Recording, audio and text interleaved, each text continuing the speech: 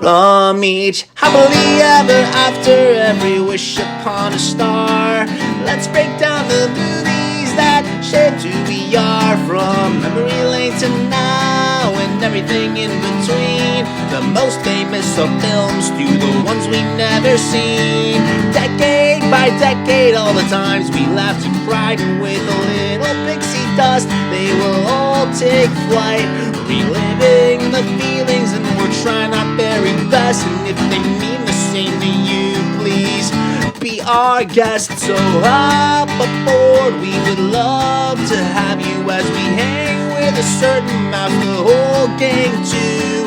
If you love nostalgia stuff, we hope this does the trick. Thanks for joining us as we deep dive the magic. Hi, and welcome back to the Deep Diving the Magic podcast. I'm KJ. And I'm Jeffrey, and we have made it to the 23rd feature-length film. This film from February 27th, 1954 is called Rob Roy, the Highland Rogue. What are your thoughts on Rob Roy? He looked very familiar. So before we dive into all that, how about a quick synopsis that you got for us? The wartime adventures of Scottish Highland leader Rob Roy McGregor during the reign of King George I in the 18th century. It's funny, whenever I think of King George, I just think of Hamilton.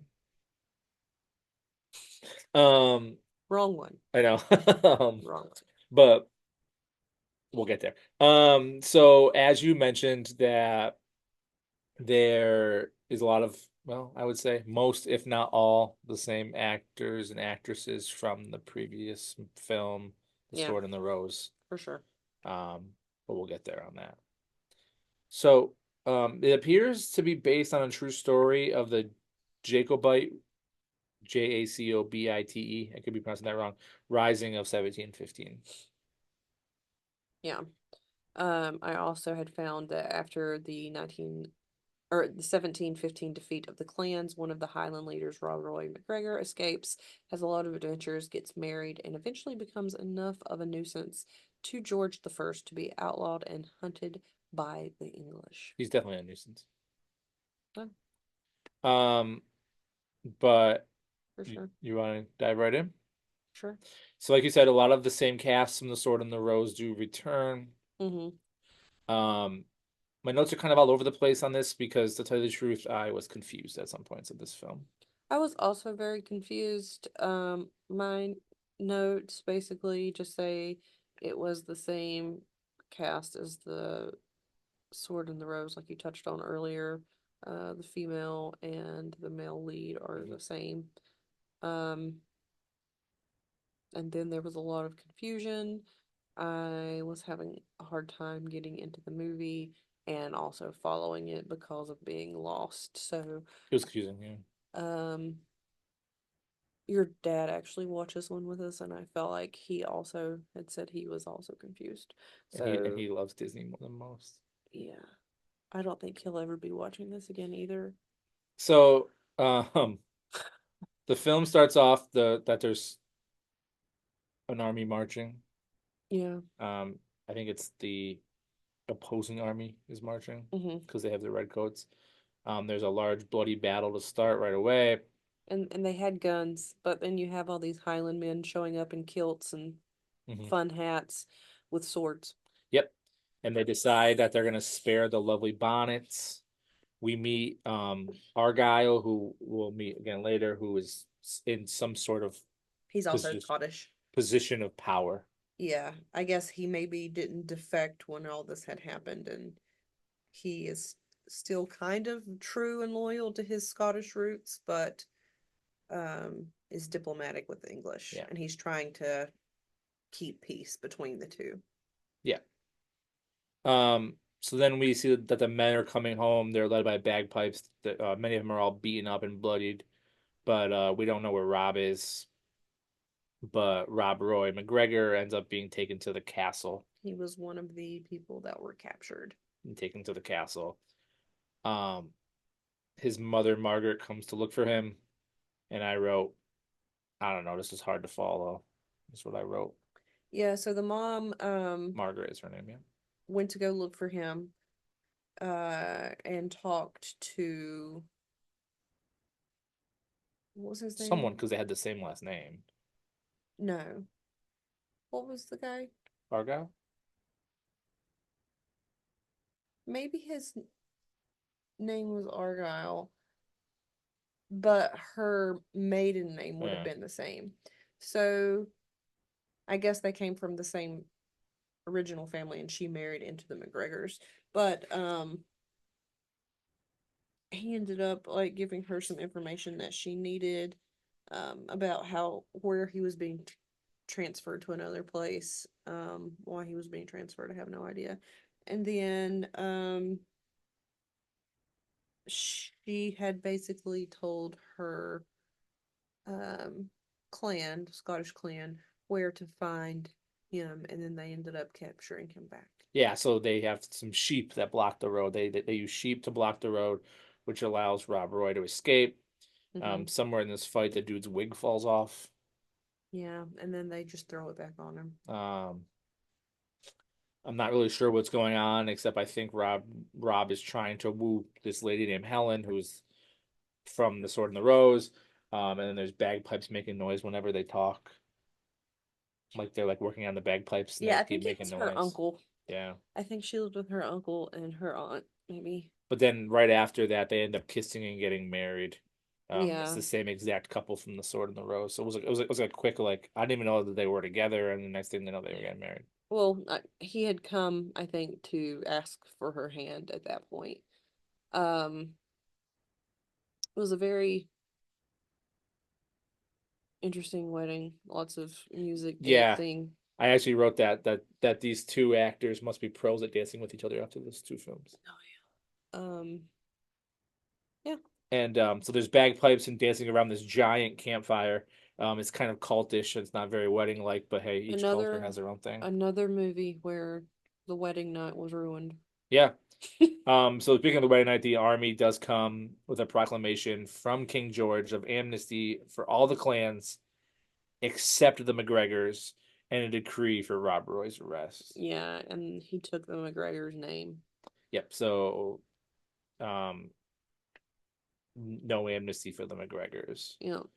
Rob does escape in the water, just like his actors did in both Robin Hood and The Sword and the Rose. He's a good swimmer. Yep, he's a pro. Excellent. But the troops do come back looking for Rob McGregor. Yep. There's a scene where they're like climbing a mountain and then like the boulders fall and it's very not good. Very not good graphics. I kind of felt like we got sucked into a real life Looney Tune of like the Coyote and the Roadrunner of watching this, because it was basically, to sum it up for you, the entire movie is the English trying to capture Rob Roy, and he keeps giving them the slip. Yeah, speaking of the slip, he somehow miraculously jumps between two mountain peaks with no harm. Yeah. Like in slow motion, he like actions himself across the thing. Like you were saying, he pushed a boulder over on them, and it was Horrible graphics. Yeah, the graphics were quite amazing.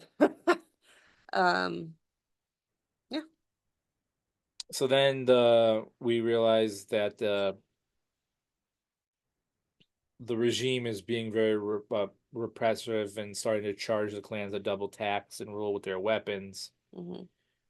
But Rob Roy does come back to return the The clans their English money. always overtaxing people. Spoiler alert. Hamilton, it's coming. Spoiler alert if you didn't pay attention in history class.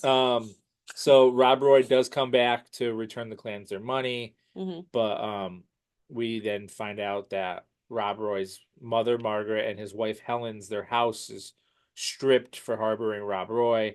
But then when Rob comes back to fight, his mother gets shot and his house is set ablaze. Yeah. So the mother gets shot. She acts like she's okay, until Helen sees and basically spends her last moments with her, and she's basically asking Helen to make sure he changes his views. And Yep. She says it's so easy to set the heather on fire, but so hard to put it out. Yeah. That's a good line. And then Helen does stick to her word, and Mhm. she is very firm in trying to keep that message alive and have him realize that. But it obviously takes a while for him to realize. Yeah. So with the house on and blaze, the other clans see the smoke and they come to battle to help. Mm-hmm. But the mother does pass away, like you said. Mm-hmm. But then Argyle returns to the mother's funeral.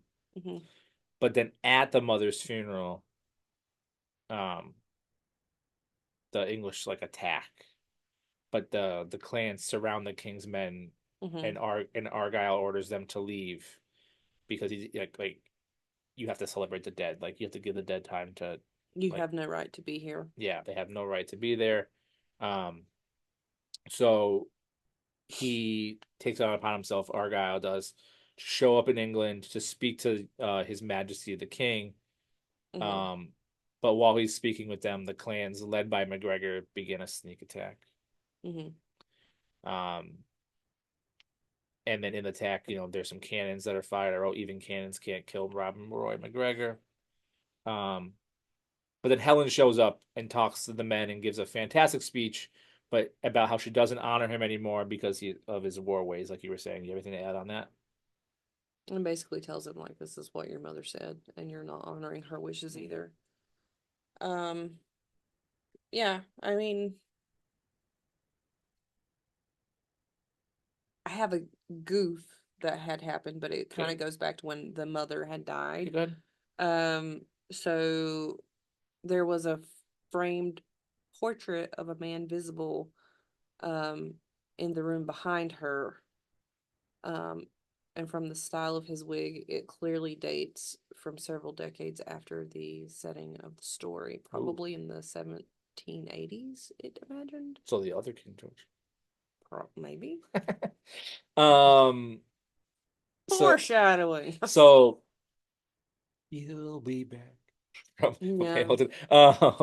So Argyle is very upset with him as well because he's fighting behind his back after he had vouched for him with the king. Mm-hmm. But Rob Roy does take this all to heart, and he does show up in front of the king. He is led by bagpipes to Yeah. ask for pardon and ask for amnesty. Mm-hmm. Anything you have on this? No, not really. Okay, so the king, kind of a tense scene, but the king does give him back his sword and gives him back his name and Mm-hmm. calls him a great rogue. Yeah. Um, Okay. it's. I guess when we first started watching this, I didn't realize the time frame it took place in, so I was kind of confused. Like, there was like certain scenes of the king, and I don't know if it was the queen or who she was, but she was teaching him English, and he was speaking German, and I was like, "What is going on here?" I Like, she's trying to teach him English, but you're the king of England. I was There like, was a lot that I didn't I was understand in like, this what is movie. going on? Yeah. Like, what time frame is this supposed to? Yeah, I'm not sure. How can you be the king of a country and not know how to speak its language? I was very confused. Then I was like, okay, well, I guess. And they did at one point, the Scottish Highlanders did make a reference to him being a German in charge. Mm-hmm. So, I mean, in that time frame, I guess that would have made sense. But like, obviously, before looking it up and knowing what time frame it was, I was very confused as to why he was being taught his own language. So he does get his name back. He gets told he's a good rogue. Mm-hmm. So then Rob comes back to Helen, and this ends the same way as The Sword and the Rose ends, with the two same actresses together. Yeah. The end. Yeah. This movie was the final Walt Disney Studios production to be shot in Elstree Studios in Hertfordshire, England. Okay. And it was also the final Walt Disney Studios production released through RKO Radio Pictures. Yeah, because like we had mentioned before that the Buena Vista Pictures had started. Mm-hmm. And There was some pretty kind of much falling take out. over. I had read something. Yeah. But it was like Maybe they were upset about Bobby Driscoll. maybe maybe. Yeah. So we've reached the rating list upon a star section. Mm-hmm. What do we got? I rated it a 4 out of 10. IMDb rated it a 6.3 out of 10. Tell me, Have you rated anything lower than this yet? Is this your lowest rated one? I think this Did you might. did you rate this lower than Victory Through Air Power? I think I might have. Look it up. I'm gonna have to look it up, but I think I can. Oh, Only for the fact that, like you said, it was very confusing. was It was very hard to confusing. follow. It Look at- wasn't keeping my attention. Look up Treasure Island and Victory Through Air Power to see if you rated this lower. So while KJ is looking that up, I will skip the line and I will read. I mean, the Living Desert even. Well, I mean that won awards, but so while you're looking that up, I will skip the line and I will read my list upon a star. My list upon a star is Peter Pan at number 1, Alice in Wonderland at number 2, Pinocchio 3, Adventures of Ichabod and Mr. Toad at 4, Snow White and the Seven Dwarfs at 5, The Three Caballeros at 6, Cinderella at 7, Dumbo at 8, Bambi at 9, and Fun and Fancy Free at 10. What do we got going on over there, my friend? All right, so it was not the lowest I rated. Victory It Through Air Power. ties. No, it ties with Treasure Island because I rated Treasure Island also at a 4. What do you got for Victory? So Victory Through Air Power, I rated a 5 out of 10. There you go. So can you read us with your list upon a star over here? So yeah, this is not gonna make my list, obviously, one of my 2 lowest ratings thus far. So I'm gonna start off again with Dumbo, The Three Caballeros, Peter Pan, Alice in Wonderland, Fantasia, Saludos Amigos, The Adventures of Ichabod and Mr. Toad, Bambi, Snow White and the Seven Dwarfs, and Cinderella. So I will say this, KJ did kind of allude to it earlier. We had the pleasure of being at Walt Disney World recently with much of my family for my sister's birthday. And we did watch this with my dad while people were out doing things. But then my aunt, my dad's older sister, came home and she was very much into this. She was asking questions about it. So I'm not saying it's not, like it was well put together. It just was confusing. But she also came in not at the beginning of the movie, so she just came into a movie and wasn't trying to. I mean, she's probably on the same page we were at Yeah. that point. I mean, we were all lost. Yeah. So So give it a watch. yeah, If you're a completist, give it a watch. I would love Yeah. to hear how it fits onto your list. Speaking of lists, our next film is another one of the true life adventure films. And to tell you the truth, it's a film that I hope is exactly like the prairie scene of Living with the Land, but I'm afraid it might not be. It's a film from August of the same year, 1954, and it's called The Vanishing Prairie. yeah. So again, thank you for spreading the word. Don't forget to email us, deepdivingthemagicpod@gmail.com. Tell me how great we're doing. Tell me how I stumble over words. We get it.